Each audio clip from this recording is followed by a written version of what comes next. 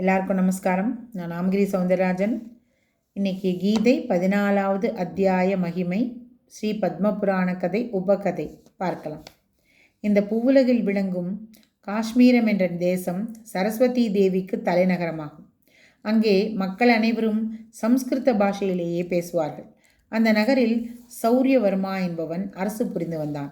அக்காலத்தில் சிம்ஹள தீபத்தில் விக்ரம வேதாளன் என்பவன் அரசு புரிந்து வந்தான். இவ்விரு அரசர்களும் ஒருவருக்கொருவர் நேசத்துடன் இருந்தார்கள். அவரவர் தேசத்தில் கிடைக்கும் உயர்ந்த பொருட்களை பரஸ்பரம் அன்பளிப்பாக அனுப்பி தேசத்தை காத்து வந்தார்கள். ஒரு சமயம் காஷ்மீர் அரசனான சௌரியவர்மா சிம்மள அரசனுக்கு அழகான 2 பெண் நாய்களை அனுப்பி வைத்தான். சிம்மளவர்மன் அவைகளை மகிழ்ச்சியுடன் பெற்றுக்கொண்டு தம் நாட்டில் உள்ள நல்ல யானைகள், குதிரைகள், ரத்னங்கள் முதலியவற்றை சௌரியவர்மாவுக்கு அனுப்பி வைத்தான். ஒரு நாள் விக்ரமன் வேதாளன் சில ராஜகுமாரர்களை அழைத்து கொண்டு அந்த பெண் நாய்களுடன் வேட்டையாடுவதற்காக கானகம் சென்றான்.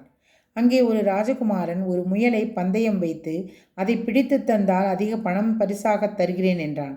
அரசன் ஒப்புக்கொள்ள அந்த ராஜகுமாரன் முயலை எடுத்து வெளியில் விட்டான். அது வேகமாக ஓடிற்று. அரசன் தன்னிடமுள்ள பெண் நாயை அதன் மீது ஏவினான். அதுவும் முயலை துரத்தி கொண்டு ஓடியது. முயல் ஓட, நாய் ஓட, இரண்டும் வெகு தூரம் ஓடிச் சென்றன. கடைசியில் முயல் அயர்ந்து போய் ஒரு பெரிய பள்ளத்தில் விழுந்து விட்டது. அங்கும் நாய் துரத்தியது. ஆனால் முயல் அதற்கு அகப்படாமல் ஒளிந்து கொண்டது.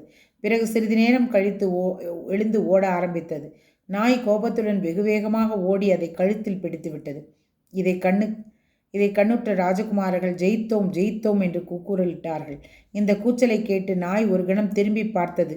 அதற்குள் முயல் எப்படியோ நாயின் பிடியிலிருந்து தப்பி சிறிது தூரம் ஓடிவிட்டது. அது ஓடிய இடம் ஒரு ஆசிரமமாகும். அந்த ஆசிரமத்தில் வத்சர் என்ற பெயருள்ள ஒரு சாது வசித்து வந்தார்.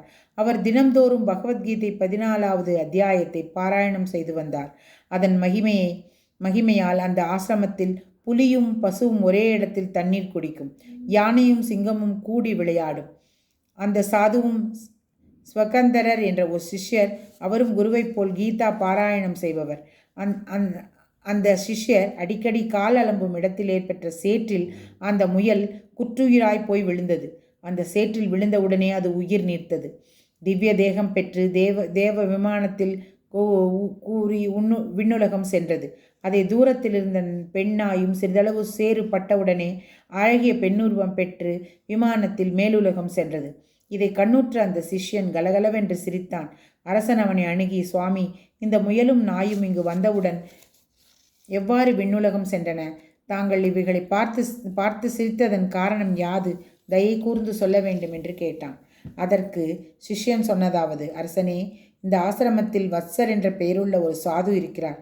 அவர் தினம்தோறும் கீதை 14வது அத்தியாயத்தை பாராயணம் செய்கிறார்.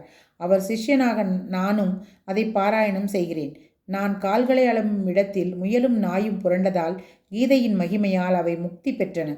நான் சிரித்ததன் காரணம் யாதெனில், மகாராஷ்டிர தேசத்தில் பிரத்யுதகம் என்ற ஒரு நகரம் உண்டு. அங்கே கேசவன் என்றோர் அயோக்கியன் இருந்தான். அவனுக்கு விலோபனா என்ற ஒரு மனைவி இருந்தாள். அவள் தன்னிஷ்டப்படி பரபுருஷர்களுடன் திரிந்து கொண்டிருந்தாள். அவன் கோபத்தால் மனைவியை கொன்றான். அந்த பாவத்தால் முயலாக பிறந்தான். விலோபனையும் தன் பாபத்திற்கேற்ப பெண் நாயாக பிறந்தாள்.